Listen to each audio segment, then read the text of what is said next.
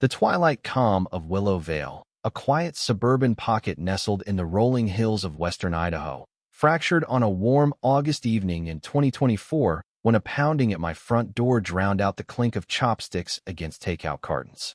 I was sprawled on the couch with my son, Nate, digging into sesame chicken, the kind with those stubborn sauce packets that never tear right, catching up on his day slinging coffee at the local diner. Before I could even swallow, a neon yellow envelope slid under the door, its HOA letterhead glaring like a warning flare. I'm Ethan Harper, 43, a carpenter who's called 32, Cedar Lane home for 16 years, raising Nate in this modest two-story with a backyard swing he outgrew, but I can't bear to take down. The letter hit like a gut punch. A $600 fine for my fence being 4 inches too tall, per some obscure Pine Crest Meadows HOA rule. I crumpled it, muttering curses about petty tyrants, while Nate stabbed his low mane, jaw tight. Then the pounding started, not a knock, but a fist-hammering assault, like someone meant to splinter the wood. Through the peephole, I saw Brenda Walsh, the 55-year-old HOA president, in full battle regalia, starched blazer, heels sharp as daggers, and a glowing lime-green master key, dangling from her manicured grip, her platinum hair sprayed into an unyielding helmet. "Open up, Marcus Reed," she shrieked, her voice slicing through the neighborhood. "This key unlocks 90% of homes here, and I'm not afraid to use it." I cracked the door, blocking her with my frame. "Evening, Brenda. What's this about, besides your usual power trip?" Nate hovered behind me, phone out, likely recording. Brenda thrust the key forward, its garish glow like a cheap toy. "This universal master key," she declared, as if unveiling a sacred relic, from a top-tier online security firm, opens any standard lock. "Since you ignored my fence notice, I'm inspecting your property for violations." The absurdity would have been comical if it wasn't so infuriating. "That's a glow stick, Brenda," I said, leaning on the frame. "Did it come with a free UFO?" Her face flushed beneath her makeup, and she jammed the key at my lock. "It didn't fit too thick, wrong shape." She jiggled it, muttering about defective products, as I fought a grin. "Leave my property," I said, voice firm. "You've got no right to enter." That's when she whipped out her phone, dialing 911 with theatrical flair. "This is Brenda Walsh, Pine Crest Meadows HOA president," she wailed into the speaker. "I'm at 32, Cedar Lane, and Marcus Reed is threatening me, blocking my lawful duties. Send officers now." I stayed silent, knowing she'd twist any word I said. What she didn't know was that 3 blocks away, at the county dispatch center, my 19-year-old son Nate was fielding her call, a sly grin spreading as he recognized her voice. "Ma'am, describe the threat," he said, calm and professional. "Are you in physical danger?" Brenda faltered, unprepared for scrutiny. "He's menacing me. He called my master key fake." A pause. "Master key? Is it registered with the National Locksmith Guild?" Brenda's composure cracked, her bag spilling lipsticks and HOA citation pads across my porch as she fumbled. "It's from masterlockpro.com, she snapped. "Guaranteed to work." Nate pressed. "Make and model, ma'am?" "We've had reports of scam locksmith tools." Her heels clicked in a frantic dance, neighbors' curtains twitching as they watched her unravel. My phone buzzed Nate's text. "Got this, Dad." I realized he was playing her, using her own drama against her. Part of me wanted him to pass the call to avoid bias, but the part fed up with Brenda's 2-year reign of terror wanted to see her squirm. Sirens wailed, and Brenda smirked, pulling a camera from her bag, its red light blinking as she aimed it at me and the approaching police lights.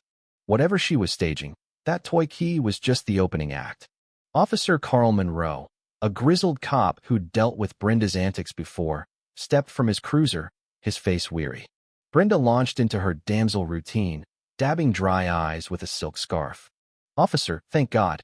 This man's terrorizing me." She flashed her phone, showing a photo of a house with a neon pink fence supposedly mine, but the number read 38, not 32, and my oak tree was a cactus. In the dusk, Carl squinted, his brow furrowing. "Mr. Reed, explain this," he said, neutral but tense. I exhaled, keeping calm. "That's doctored, Carl. Wrong address, wrong tree. I don't own a pink fence." Brenda swayed, scarf fluttering. "He's undermining my authority. just like that awful Frank Larson did. Frank, my home's prior owner, had battled Brenda's fines until he fled to Arizona, publicly accusing her of skimming HOA funds. Her grudge against him now painted me as the enemy. I texted Nate for the HOA bylaws, and he sent a PDF fast. Section 8, subsection C. I read aloud, showing Carl my phone. No board member can enter a home without consent or a court order. Trespass charges apply. Brenda spluttered. He's twisting it. I have a master key. Carl's face hardened. I'm not your enforcer, MS. Walsh. File complaints properly, not with some internet gimmick. Neighbor Amos Tate, a retired welder, spoke up, his voice gravelly. Carl, she fined me $250 today for waving at Marcus. That legal? Carl's disgust was palpable. Go home, MS. Walsh. And be careful with fake photos, that's serious. Brenda's phone lit with a text, her eyes widening as she typed furiously, muttering about eviction. This isn't over, Reed, she hissed, scooping her spilled goods, camera last, ensuring it caught her exit. By morning, you'll beg to leave. Her SUV roared off, leaving a crowd of murmuring neighbors. I wondered what dirt she thought she had and how far she'd push it. Dawn broke too quiet, an eerie hush before a storm. I knocked on Clara Monroe's door, Carl's cousin and an ER nurse, with coffee as a peace offering. Her 9-year-old, Lily, clung to her leg as Clara invited me in, her cozy living room strewn with toys and nursing texts. After last night's show, she said, sinking onto the couch, I had to tell you something. 3 months ago, Brenda humiliated me at an HOA meeting over my mailbox half an inch off, wrong font. She shamed me in front of everyone, like I was a crook. Lily's been asking why I'm so jumpy. Clara, a single mom who'd faced down trauma in the ER, looked haunted. I didn't roll over, she added, opening her laptop. After my ex hid assets in our divorce, I learned digital sleuthing, public records, social media. Brenda's sloppy online. Screenshots showed Brenda's Venmo payments, HOA beautification funds out, luxury purchases in. Emails from a data leak mentioned Project Clear Path, targeting me as a cultural contaminant, echoing Frank Larson. My pulse quickened. This wasn't just personal, it was a scheme. Amos burst in, fuming. She fined me $600 for my memorial cedar planted for my wife, Sarah, 5 years dead today. Knows it's our anniversary. His hands shook, holding a crumpled fine. I'm done. The Martins, Thompsons, Patterson's theory with us.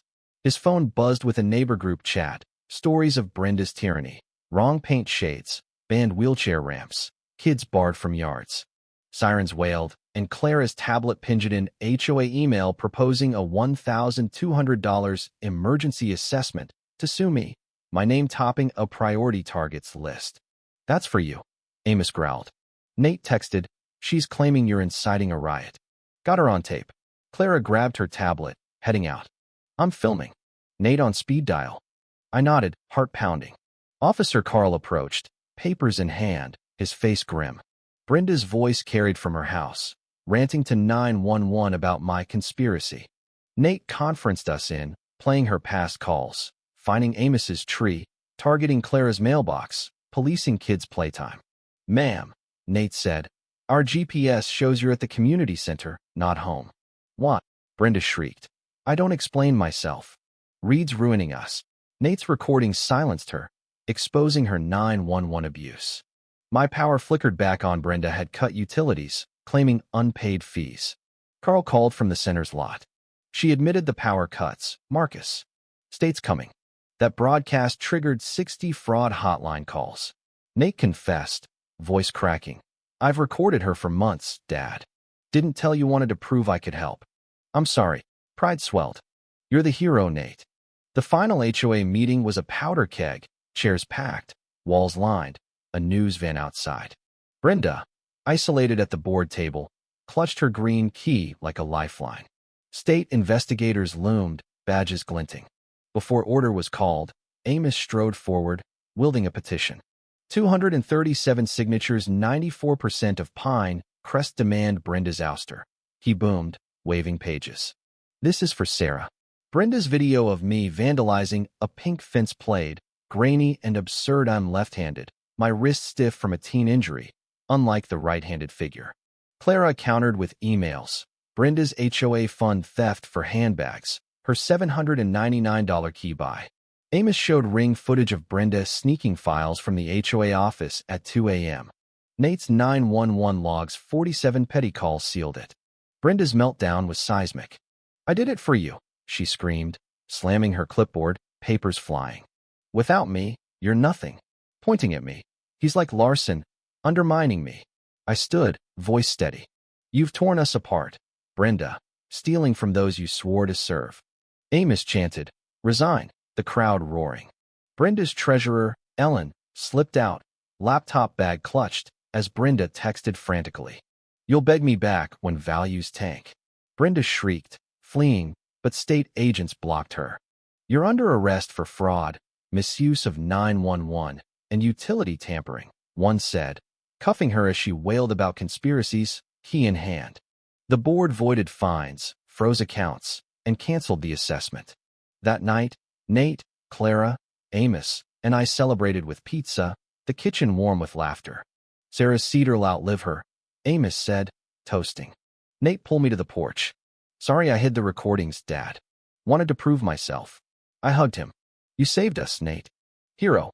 An envelope under the doormat chilled me. "Pinecrest ain't done with you." I tossed it, but unease lingered.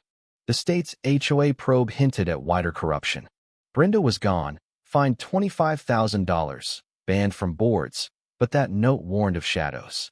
Pinecrest exhaled, neighbors united, but I stayed vigilant, ready for what lurked. Was Ethan's silent strategy or cowardice? Should Brenda's punishment be lighter or harsher? Can Pinecrest stay free, or will new Brendas rise? Share your thoughts below, hit that like button, and subscribe for stories that demand your stand.